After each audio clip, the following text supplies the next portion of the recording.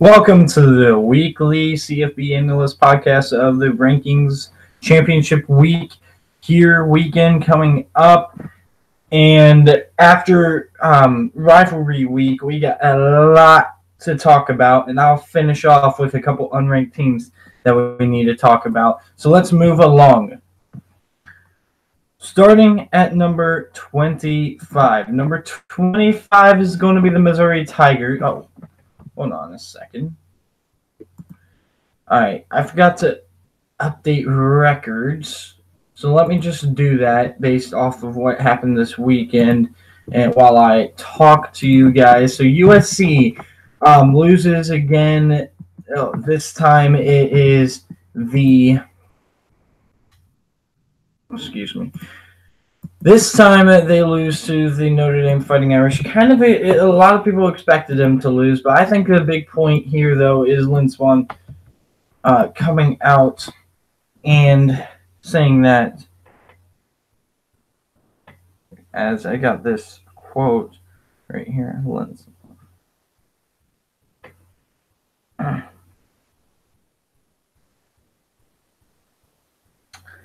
All right, anyway, Trojans AD, Lynn Swann says Clay Helton will be retained as head coach at USC.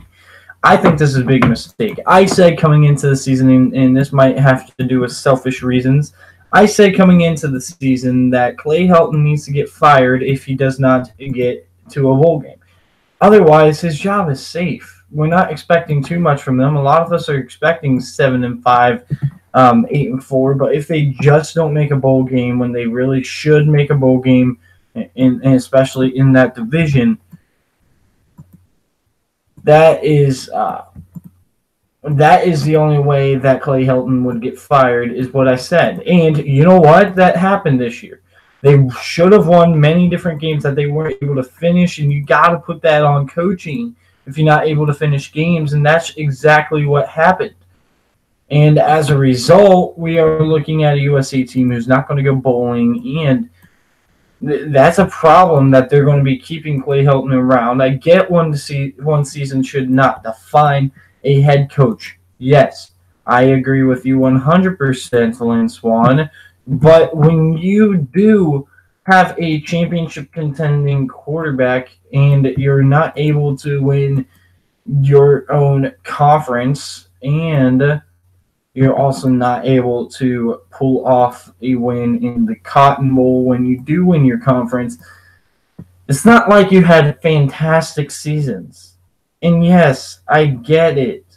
Clay Helton, fantastic job those first couple years, especially because there was a lot of turmoil when he first arrived. But you build this program up, and then now you let it fall to the point where you, as a coach, let many games slip by, like UCLA, for example. Even Notre Dame, you had Notre Dame on the ropes. You could have easily won that game, and you didn't. You couldn't pull it off. You know why? Because you can't pull off these wins, and that's a coaching issue. I don't think Clay Helton's a bad recruiter. I don't think Clay Helton's a bad coach. I think Clay Helton is just I think he's just not a really good coach, to be honest with you. That's all I gotta say. I don't think he's a good game managing type coach, and that's what you really need, in my opinion. So let's go ahead and get back to the rankings here. Number 25 is going to be the Missouri Tigers. Missouri's having a quietly good season after a couple of bad weeks. They lost to Kentucky where they couldn't really score. Lost bad to Alabama, which who doesn't lose bad to Alabama in the SEC right now? This is not good for Missouri, how that stretch was going. This was not good for Missouri, how that stretch was going, but now they've turned it up. They've won some games following the South Carolina, Kentucky, Alabama run.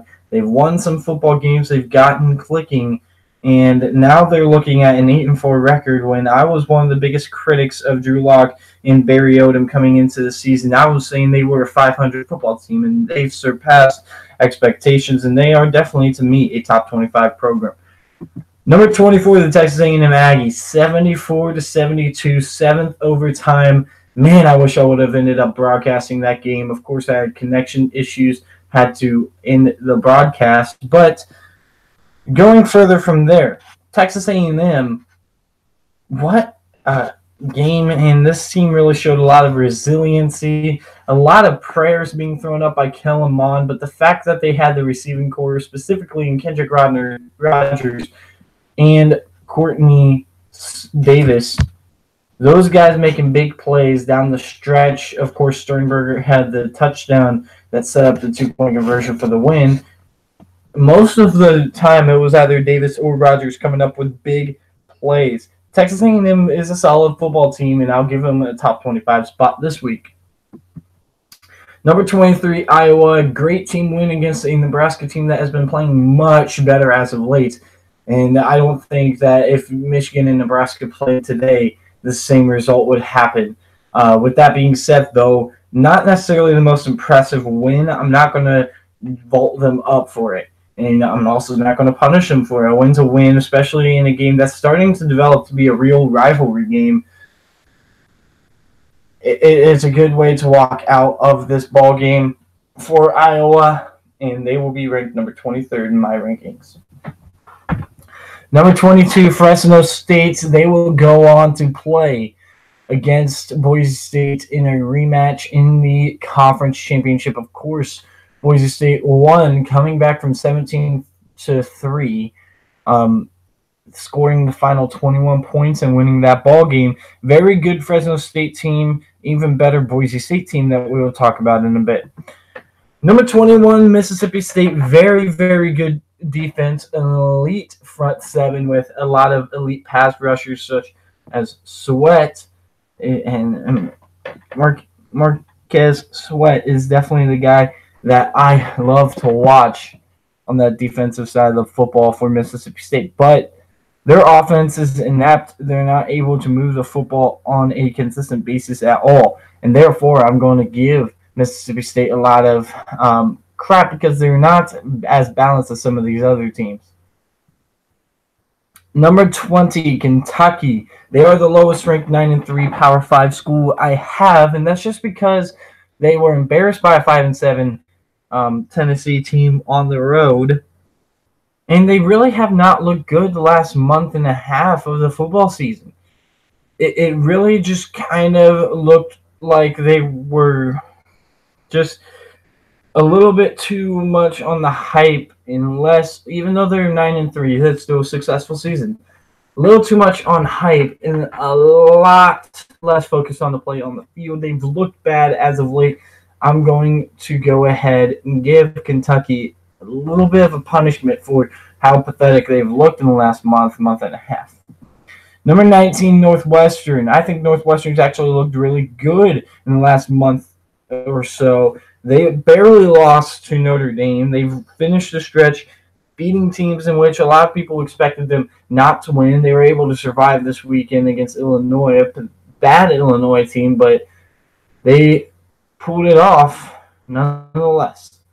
And I think there has to be a lot of credit going towards Northwestern right now, going 8-4 after losing 3 games out of conference, starting off the season really bad. It's not like it was that they just dominated in conference, and they almost lost Purdue on the opening night as well, and it was a struggle to get by a couple of opponents this season, but they were able to go ahead and get it clicking, starting with the Wisconsin game, carried on from there, and they beat Minnesota in a game that was a popular upset pick, and now Northwestern's getting some respect.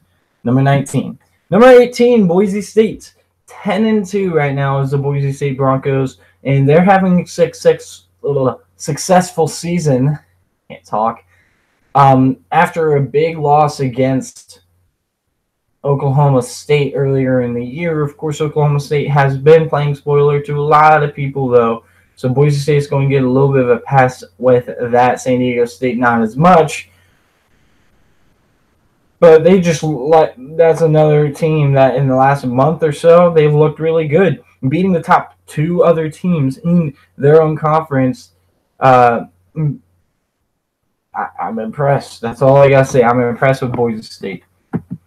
Number 17, the Syracuse Orange. Syracuse with a dominating win in response to the humiliating loss, really, in Yankee Stadium in Boston College, outdoors, winter weather. They were able to pull it off, and you got to be very impressed with Syracuse. A little bit disappointed in Steve Adazio's team as of late. Since the Clemson game, they've lost now 3 in a row.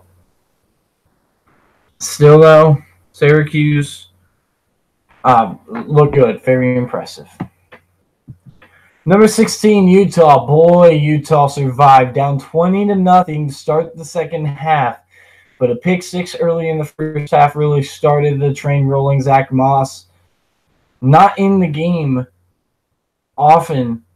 Neither really was Tyler Huntley, but they were able to come back and win this ball game. And Utah's now going to be sitting at 9-3, going to the conference championship with an edge. And let's see if Utah can possibly pull off the upset. Granted, it's a 6-6 BYU team that beat Wisconsin early in the year, and it's a rivalry game, but we're expecting Shelley to start against Washington in the conference championship game, and that means that Utah is going to have a little bit of trouble moving the football against that defense in Benberg Curvin, which is number 15 in the country, back-to-back here in the conference championship, 15 versus 16 in my rankings. And I really, last week I ranked Utah ahead of Washington, despite the fact that Washington beat them head-to-head in Rice Eccles, because I felt like Utah as of late was playing better, but then Washington goes and beats Washington State while Utah struggles the next day with BYU. You just kind of have to look at that and say, yeah, it's clear who the better team was, although they will have a chance to prove that differently. Prove, of course, that Washington's better than them being Utah. You gotta be real with seeing this Washington team and think they look like the better team. And I'm getting distracted by the TV. I need to quit. But anyway, yeah, Washington, number 15. Number 14, the Florida Gators, a big win against the rivals Florida State. It was close early, but they shut down any hope of Willie Taggart's squad getting to to a bowl game this season, and that ends a huge streak dating back to 1976. Florida State, though, is not in a bad position. They got a lot of talent. They just have to fix the offensive line. They are an 8-4 team this year. They don't have that many issues. They have issues, but not that many glaring issues that can't be fixed. With that being said, Florida, up and down season, beating LSU, losing to Kentucky, losing games as well to Missouri, which is a blowout. But now Missouri's a top 25 team, so that one doesn't look as bad. With that being said, the Gators, with that up and down season, losing to Georgia, Kentucky, and Missouri, still coming at 14. 13, Penn State. I think Penn State looked the best that they've looked since the Ohio State game here in this one. And it was Trace McSorley who got banged up against Michigan State. Since then, he hasn't been fully healthy, and he wasn't fully healthy on Saturday. But they were able to really take this Maryland team, who was kind of on a hangover after almost beating Ohio State, gave everything they got into the Ohio State game. With that being said, they were still a team that could possibly be competitive. And, yeah, Penn State just dominated. Great team win for Penn State and James Franklin. If there was any doubt that James Franklin wouldn't be returning, that kind of solidified that he would return, and USC's not even hiring right now. So number 12, LSU. They don't fall that far for me after a 7 overtime loss, because it was a 7 overtime loss. Sometimes one team's got to give out. Texas A&M played a fantastic game. LSU did as well. It was a very fun game to watch, and LSU was at 11 for me as well. They got a good resume too. They dominated Georgia, only losing to Alabama. This is the right spot for them. They're ahead of all these teams. I think the line between LSU and the 3 lost teams was super huge last week. It's not as huge this week because they lost, of course. But with that being said, LSU, number 12. Number 11, Texas, and I think this is the only team that really has a debate. We'll talk about West Virginia. I accidentally clicked that. With LSU, and I was just talking about the ones that was behind, by the way. LSU at that point, because we have not mentioned a couple other 3-loss teams. But Texas right now is looking up and down. I think they were looking ahead to the Big 12 championship a little bit. Not really finishing the deal, but when they realized that they needed to, and they were up 24-7, I want to say it was, in that ball game. So they were up by a pretty good margin, Texas was, and then they just let Kansas kind of come back a little bit. That just, it's not impressive to see that Texas really win by 7 against Kansas, but better football by Kansas as of late, and looking ahead to the Big 12. When you get up like that, you can't help but focus on who are we going to get, Oklahoma or will we get West Virginia? You can't. It's human nature. I'm not going to punish Texas for that. And they got a good resume, too. They beat Oklahoma on a neutral field, and in which LSU beat Georgia in Baton Rouge. And Texas has a tremendous receiving core. They look apart, and they're not playing bad defense either. LSU's not playing great or playing good defense, pretty on the verge of great defense, but that offense is still average despite the fact of them putting up 72 points. I'm sorry, when you start with the ball at the 25 and you have 31 points, you're going to score 70 if you get in 7 overtimes. Come on. It wasn't that high scoring.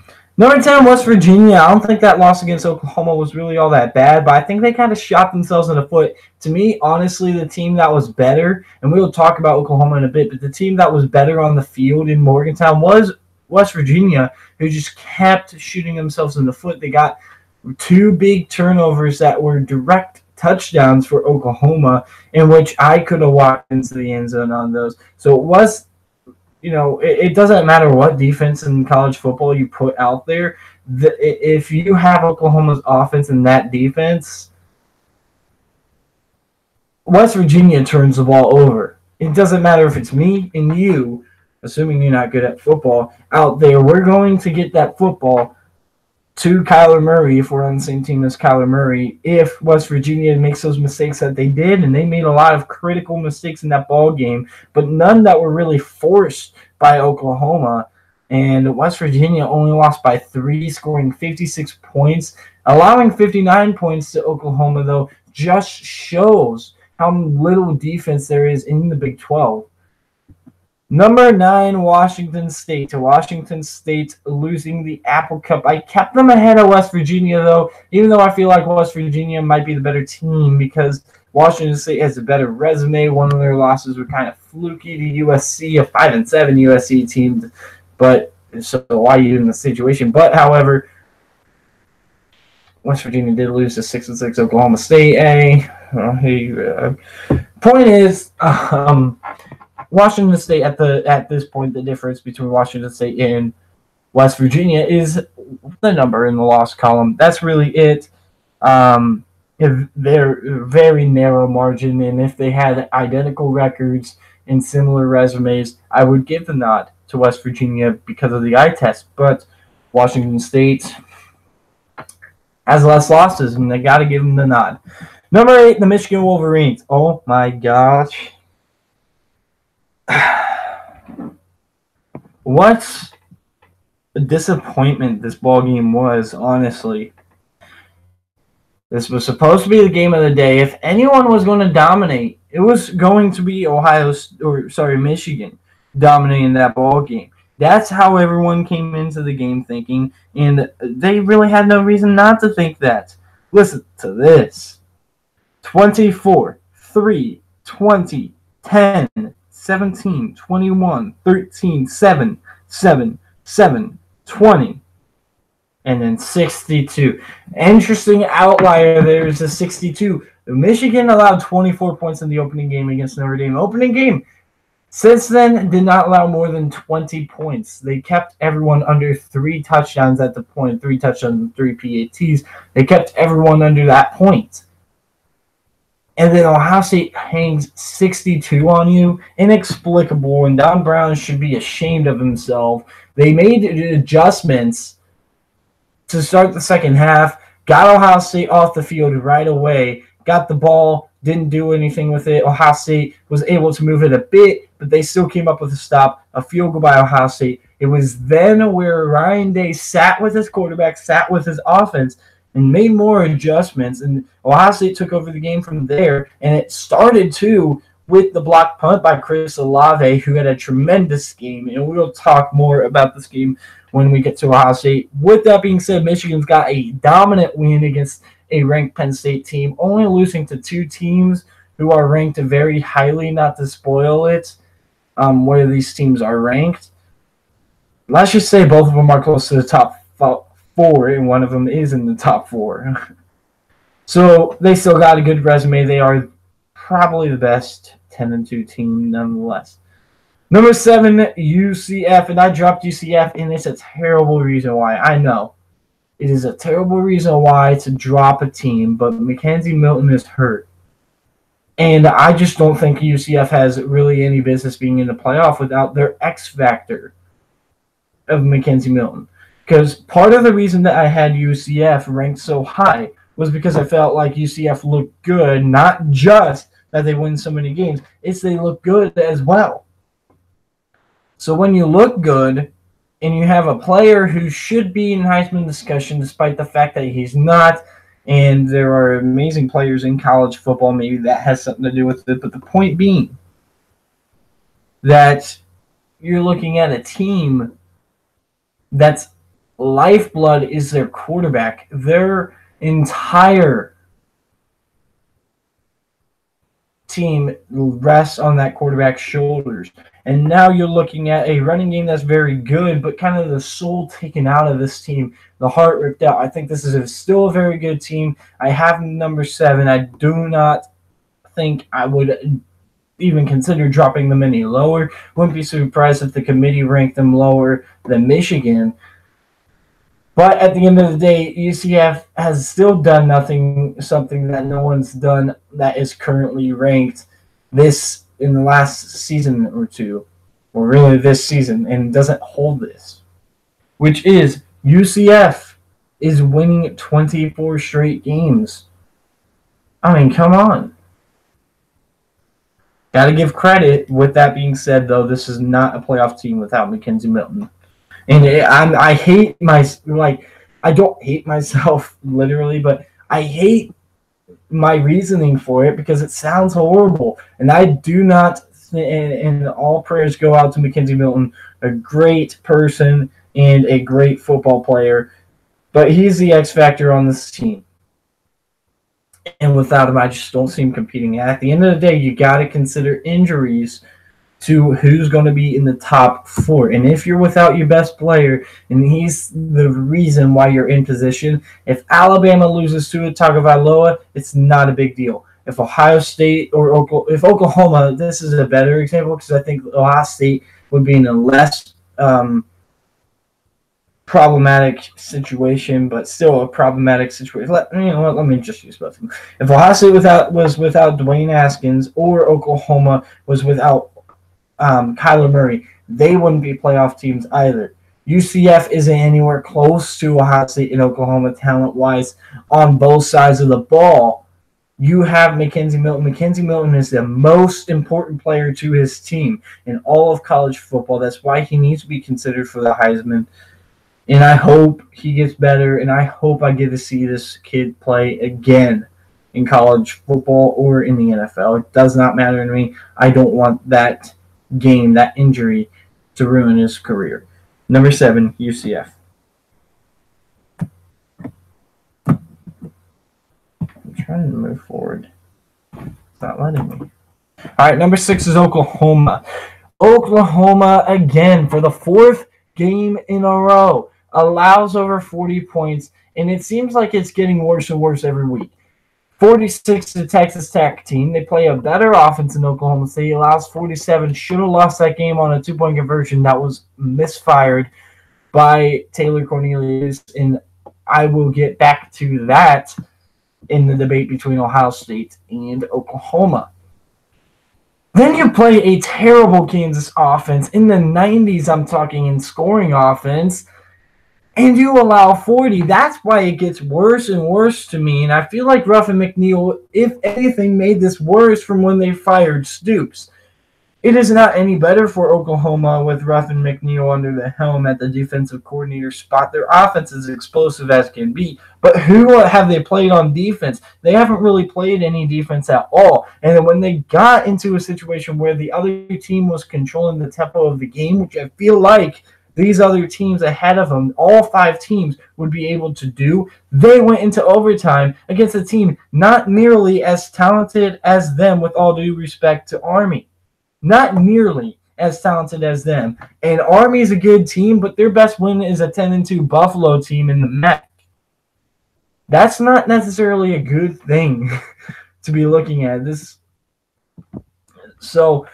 And it's really, here's the thing, too. When you talk about Army going into overtime, well, Army only scored 28 points, and they held on to the ball.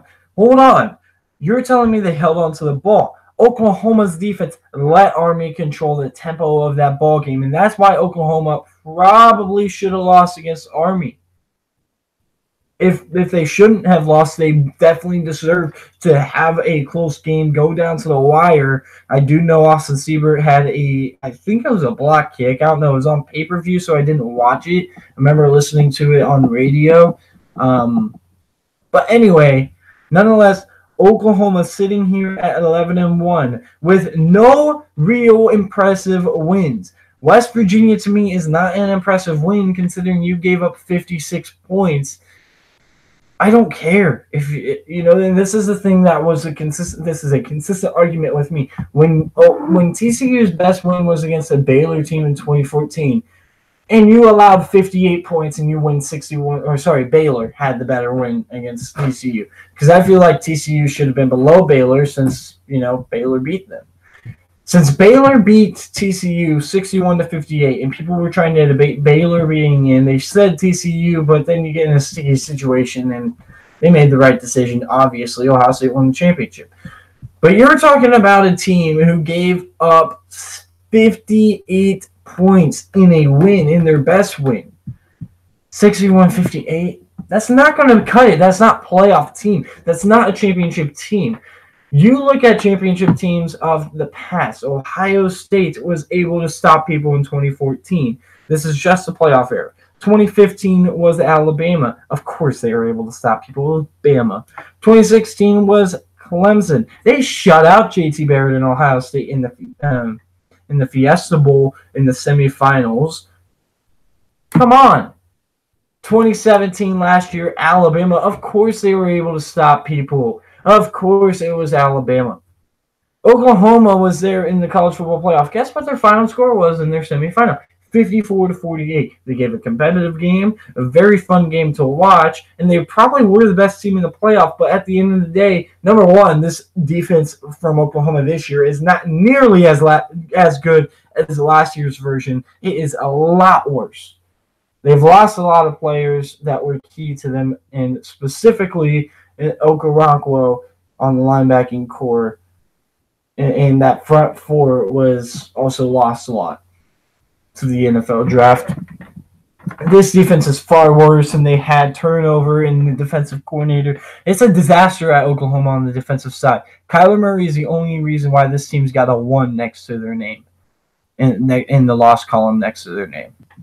Number 5, Ohio State.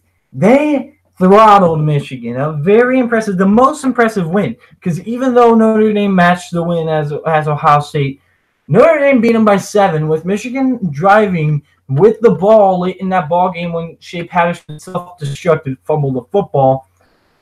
Ohio State dominated Michigan, who was playing better football. And I know Notre Dame's also playing better football now, but not nearly to the extent that Michigan is. And if you took Notre Dame and compared them to Michigan, Now, I think Notre Dame would lose that ball game. Ohio State was much better. I think part of it had to do with Michigan saying and thinking so hard and convincing themselves that they were going to win. They were probably going to blow out Ohio State and walk on to the championship. I think that had a little bit to do with it. 62 points is certainly not how bad that defense is or how that defense is in talent. They are a top 5 defense, no doubt in my mind. I think they just didn't show up on the defensive side of football. And that score, that deficit, was not indicative of how close these teams are in talent. Ohio State was able to use their speed as an advantage in that ball game big time. But with that being said, these teams are still very comparable, Ohio State and Michigan. I think Ohio State's probably about a touchdown better than Michigan, not 23 points, even though Ohio State stepped off the pedal. But with that being said, if you're able to do that and play championship defense like that, Ohio State can beat anyone in the country. I don't feel the same way with Oklahoma. I think they would have no shot against Alabama and Clemson. I don't think they would really be able to beat Notre Dame, how efficient Ian Book plays. Maybe Notre Dame, I don't know. So Ohio State has the best win. But they also got the worst loss out of the entire top 6. Now, granted, the top 3 teams haven't lost, but Georgia lost by 20. Yeah, but it was against a ranked LSU. Oklahoma only lost by 3 to a ranked Texas team in a neutral site. Ohio State got throttled against 6-6 Purdue. But with that being said, Ohio State is playing a lot better football now. They dominated and looked the part this past weekend, and they've shown the ability to play. And I'm not saying Ohio State's better than Georgia, so just making the case about Oklahoma. Here's what was said about Michigan possibly going up against Alabama is you need a team who can play competent offense, a team that will be able to move the ball, stick it in the end zone a couple times, and score some points against really anyone in the country. With they don't need to be the best, but you have to have a good defense to do so, or you would have to get into a situation where both teams are going to score 30, 40 points between them and Alabama, but the defense is going to be able to make plays and stops that really matter in the ball game. Ohio State's done that all year, and we just haven't talked about it. Ohio State held against Maryland, and we'll talk about that in a second. They held against Maryland. They beat Penn State on, stopping them on a 4th and 5 in Ohio State territory. Bend but don't break there. And they were able to make big plays against TCU that, the offense wasn't clicking against TCU until Draymond Jones got a pick 6. A strip sack by Nick Bosa. Of course, this was prior to Nick Bosa and Draymond Jones getting that pick 6 in that game on the shovel pass. Was a big play, big read. This was after Nick Bosa went down, too. And that's what really boosted this offense against TCU. And so Ohio State's been doing this all year, making defensive stops when they need to make them and stepping up when they need their defense to step up. You saw it really Saturday. Michigan had opportunities to take the lead in the first half, and the Ohio State defense wouldn't break. And a great play on Gentry. It was 7-3. Gentry, great prospect, Zach Gentry, was on that right side of Shea Patterson going for the football, and it was thrown right perfect into Gentry's hands, and I believe it was Kendall Sheffield in coverage. It was one of the 3 corners, Sheffield, Arnett, or Akuda. I can't remember which one, but I'm pretty sure it was Sheffield. Knocked the ball away and made a big stop, forced the field goal, 7-6 lead. Ohio State were to score 2 touchdowns after that, and it kind of really started there. So Ohio State is able to play competent defense. Oklahoma, I almost said Michigan. I don't know what I was thinking. Oklahoma has not shown that. They haven't really made big stops. Their offense has won games for them. And Ohio State's offense has won games for them. Defense has made big stops because in that same game against Penn State, wasn't Ohio State's offense that had to score 12 straight points. Wasn't it Ohio State's offense that had to drive 95 yards down the field to score a touchdown? And then against TCU, wasn't it Ohio State's job to put it away? Wasn't it Ohio State's offense's job to put it away against Michigan? Or how about the run game getting together and grinding away Michigan State to get that win in East Lansing? Or how about the offense against Maryland putting up 52 points? And that's what that was everything that they needed to win that ball game. Can I think of anything else? Who knows? Whatever. I've made plenty of examples right then and there. So Ohio State's been able to make plays on both sides of the ball in crucial situations. Oklahoma on just one side. They couldn't stop Texas when they really needed to. Texas kicks the field goal. They scored. They couldn't stop Oklahoma State when they really needed to. Oklahoma State self-destructed. And this is where we're going to get to Maryland, or Maryland game versus the Oklahoma State game. Both times, those games are identical. We are talking about like teams in Maryland and Oklahoma State, despite the fact that Oklahoma State has a better record. Oklahoma State 6-6, Maryland's 5-7. Maryland was at home. Oklahoma State was on the road. Both the times, quarterbacks misfired. Both times. So if you're going to talk about Ohio State, how Pegram misfired and he was wide open, Tyler Wallace was wide open too. Taylor Cornelius misfired. So let's not go after Ohio State if you're not going to be consistent with Oklahoma talking about Oklahoma State that same way. Then you go to Texas Tech. Who was it that was able to seal up the game? It was Kyler Murray. You know what? The defense is the one that kept Texas Tech in that game late, and Kyler Murray is the one who grinded away the clock. That offense able to grind away the clock in that ball game. Against Kansas, you allow 40 to Kansas. That's a 15-point game against Kansas just because you can't stop anyone. That game should have been 55-14. It was 55-40. If you were a championship defense, you beat them 55-14. Period. And that's the 90 in the 90s of rankings and scoring offenses, and you allow 40. That shows it right there. And we talk again about West Virginia. It wasn't that Oklahoma's defense won the game. Number one, late in the game, 4th and 5. Guess who went for 4th and 4, 4th and 5? I can't remember. It was something. And guess what? Kyler Murray's the one who bought time, scrambled through it, first down at the end of the game, made clutch plays. But also, I've also pointed to this. Oklahoma wasn't really – they were gifted touchdowns that I could walk in on those touchdowns. West Virginia self-destructed on offense on a couple of drives. That was not forced errors by Oklahoma. If you look at it, and then on the flip side, when you talk about Ohio State, guess what? You had a forced pick six that was crucial on a shovel pass against by Draymond Jones, a strip sack in the end zone for a touchdown as well in that same game. Against Penn State, Chase Young came off the edge untouched with a lot of speed, getting right past that right tackle, who had him picked up, by the way. He just went right past him because of his speed. And made the stop of Miles Sanders on that 4th and 5 against Penn State. And then you talk about Ohio State against Michigan this past week. Wasn't it the special teams who came up with the block punt? I can't remember. Because that was a phase of the game that was crucial. Or wasn't it?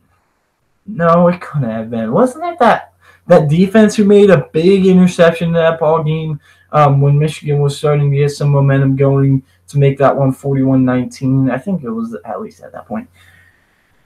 Yeah, it was. And Oklahoma hasn't done that. They haven't had big plays on defense that really sealed up a game or really finished. And that's the problem. If Oklahoma's the last defense on the field, they will lose.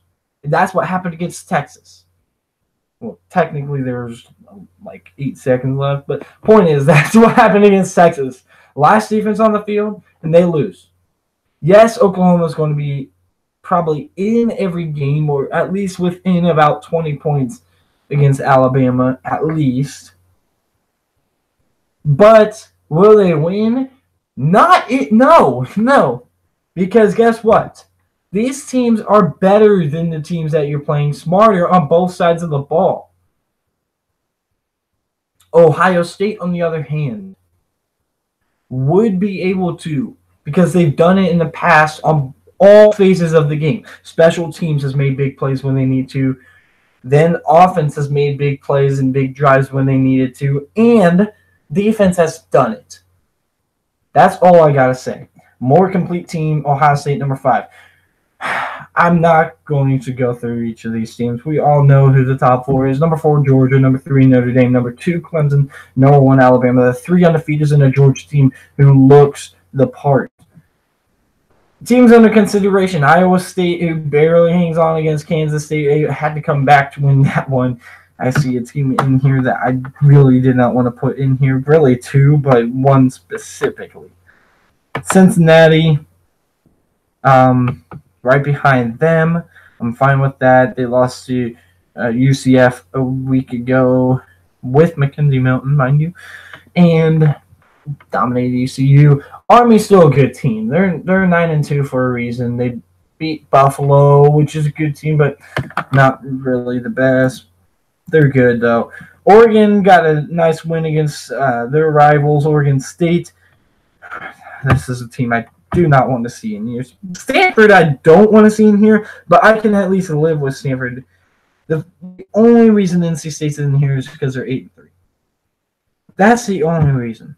Because they look pathetic. And they almost lost against a pathetic North Carolina team. Let's just move on. Stanford is the last team which I can live with. Thank you guys for tuning in, and thank you guys for listening to my rant. I'll see you later.